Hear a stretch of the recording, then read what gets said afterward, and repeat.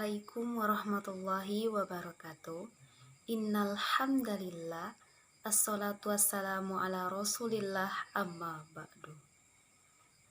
Yang saya hormati Ibu Hani Atus Soliha, Magister Pendidikan, selaku dosen pengampu mata kuliah Bahasa Indonesia kelas Fisika 2. Perkenalkan, nama saya Oktaviana. Saya biasa dipanggil Piana.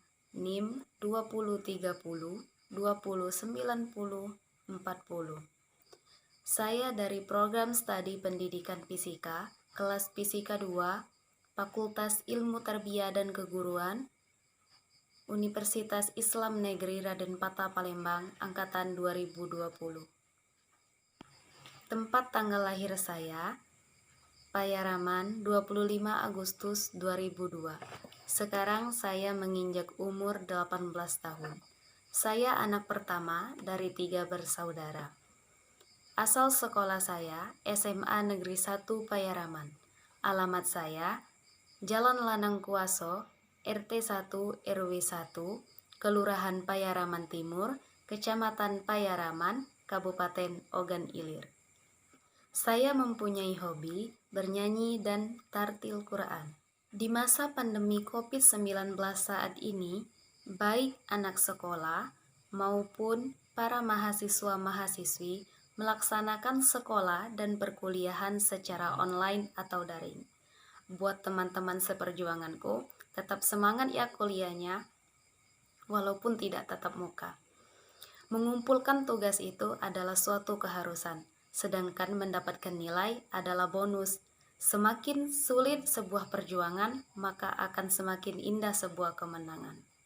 Baiklah teman-teman, di video kali ini saya akan menjelaskan tentang bahasa Indonesia dan pandangan terhadap bahasa Indonesia. Baiklah, kita langsung saja ya ke pembahasan materinya. Selamat menyimak. Pandangan terhadap bahasa Indonesia. Bahasa adalah bunyi yang arbiter yang digunakan oleh para anggota kelompok sosial untuk bekerja sama, berkomunikasi, dan mengidentifikasi diri. Untuk menghadapi pergaulan di era globalisasi, bangsa Indonesia harus selalu meningkatkan kualitas sumber daya manusianya, terutama kualitas generasi muda yang dianggap sebagai pilar utama dalam keberlangsungan bangsa. Di berbagai ranah kehidupan seperti ilmu pengetahuan dan teknologi, hukum, ekonomi, politik, sosial, serta budaya, di mana bahasa termasuk di dalamnya. Bangsa yang berbudaya tercermin dari penghargaan masyarakatnya terhadap identitas bangsa yang dimiliki. Salah satunya adalah bahasa. Generasi muda Indonesia patut berbangga hati karena bangsa lain seperti Filipina, Malaysia, dan Singapura terkagum-kagum terhadap Indonesia karena mempunyai bahasa persatuan, bahasa negara, dan bahasa nasional, yaitu bahasa Indonesia, yang merupakan jati diri asli bangsa Indonesia. Meskipun sudah sering didengar, ternyata belum semua orang memahami makna istilah baik dan benar dalam berbahasa. Tidak semua bahasa yang baik itu benar, dan sebaliknya, tidak semua bahasa yang benar itu baik. Tentunya yang terbaik adalah bisa berbahasa Indonesia dengan baik dan benar. Untuk dapat melakukannya, perlu dipahami dulu apa yang dimaksud dengan baik dan benar tersebut. Bahasa yang baik adalah bahasa yang sesuai dengan situasi. Sebagai alat komunikasi, bahasa harus dapat efektif menyampaikan maksud kepada lawan berbicara, karena laras bahasa yang dipilih pun harus sesuai. Sedangkan bahasa yang benar adalah bahasa yang sesuai dengan kaidah bahasa baku, baik kaidah untuk bahasa baku tertulis maupun bahasa baku lisan.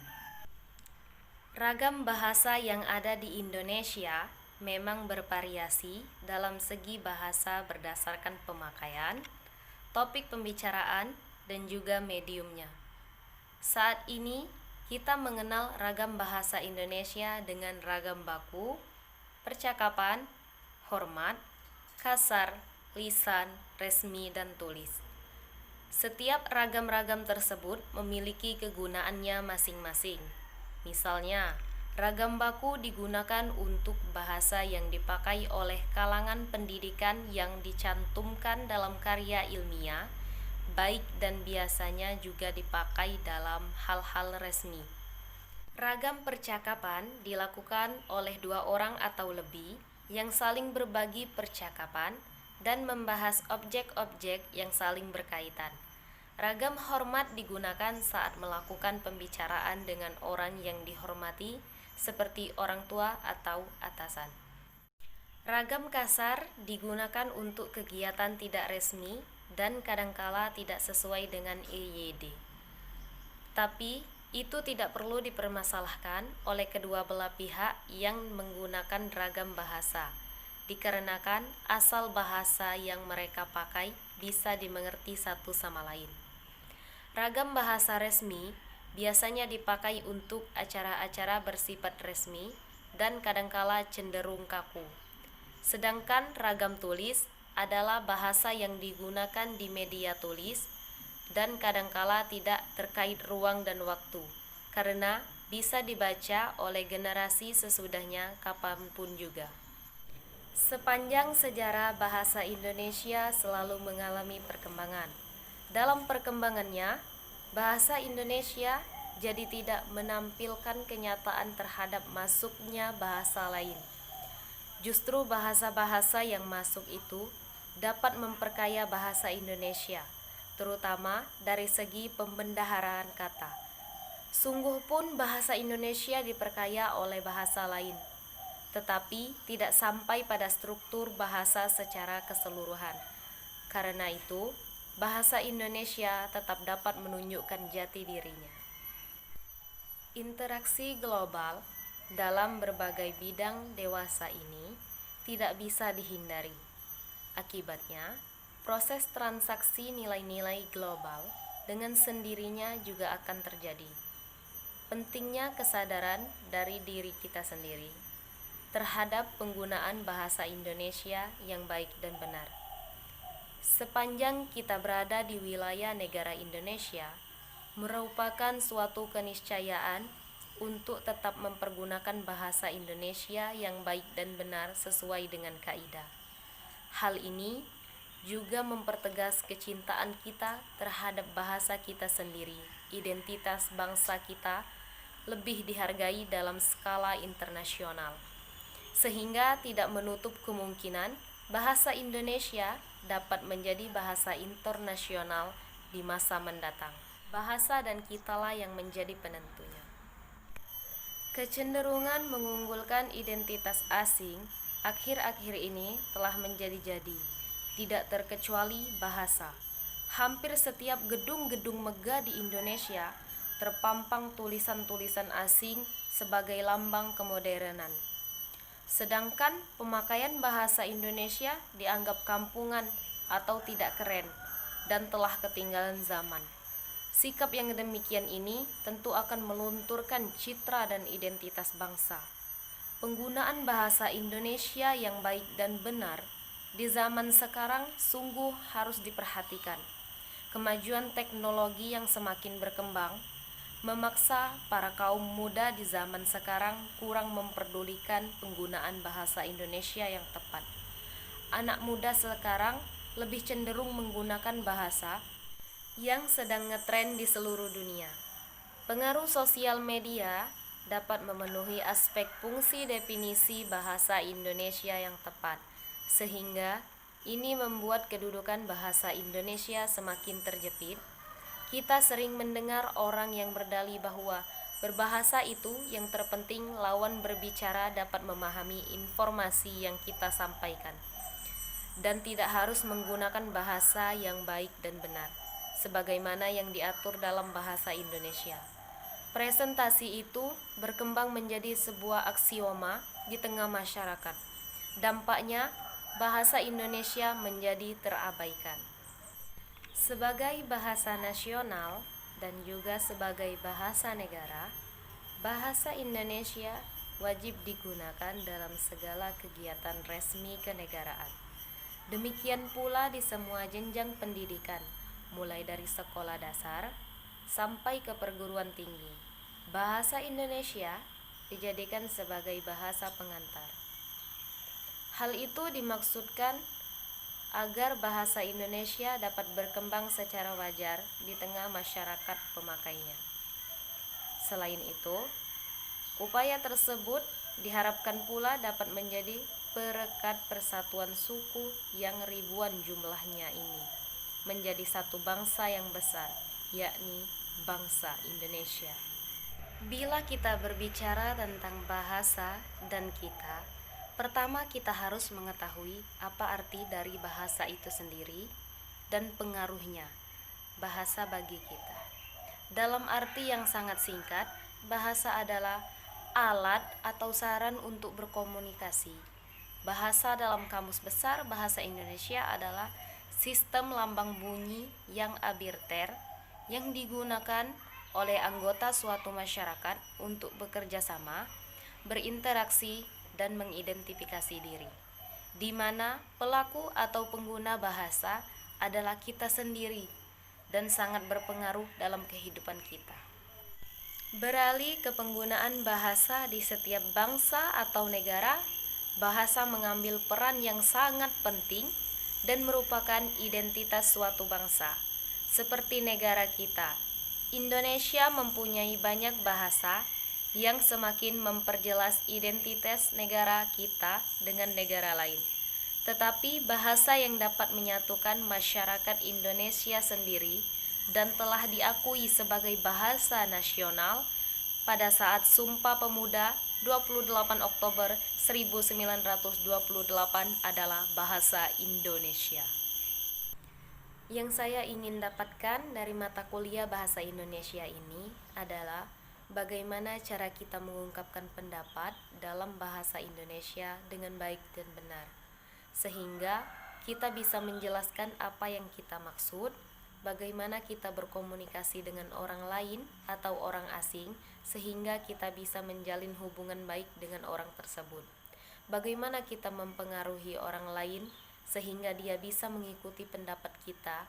Mungkin itu saja gambaran yang saya ingin dapatkan dari mata kuliah bahasa Indonesia ini.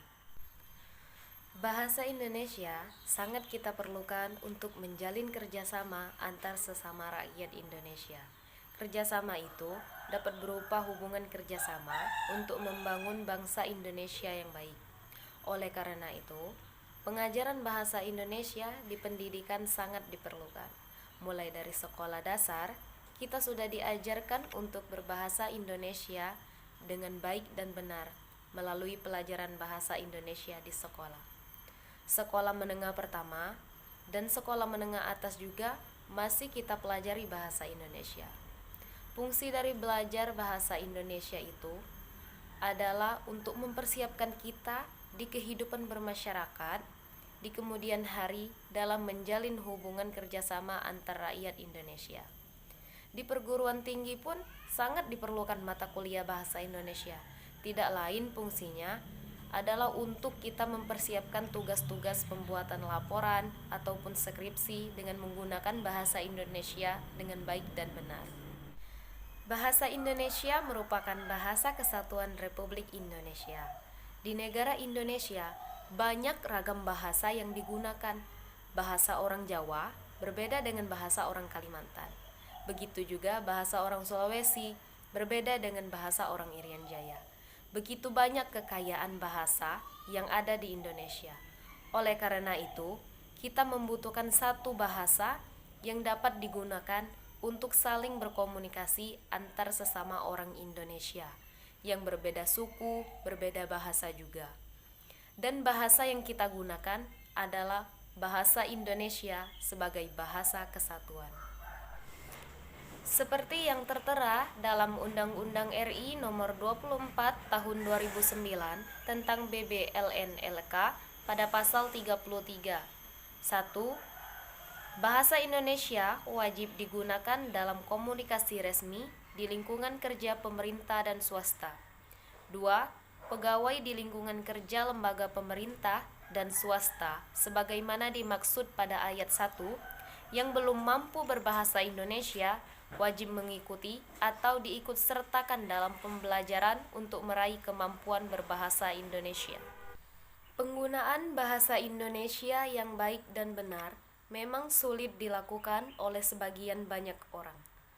Oleh karena itu, banyak masyarakat yang tidak peduli dan tidak memperhatikan kaidah bahasa Indonesia saat berkomunikasi. Baik masyarakat yang mengecam dunia pendidikan tinggi, menengah, atau sama sekali tidak. Sejauh ini, masih banyak masyarakat yang berbahasa Indonesia tanpa memperhatikan kaidah bahasa Indonesia yang baik dan benar.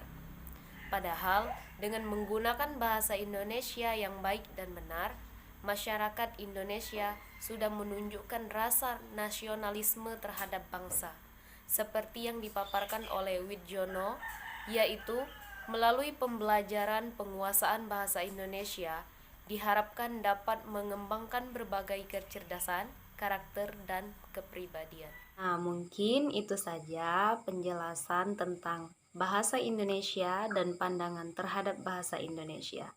Sekian dulu ya untuk video kita kali ini. Semoga video ini bermanfaat untuk kita semua. Jangan lupa like, comment, share, and subscribe-nya.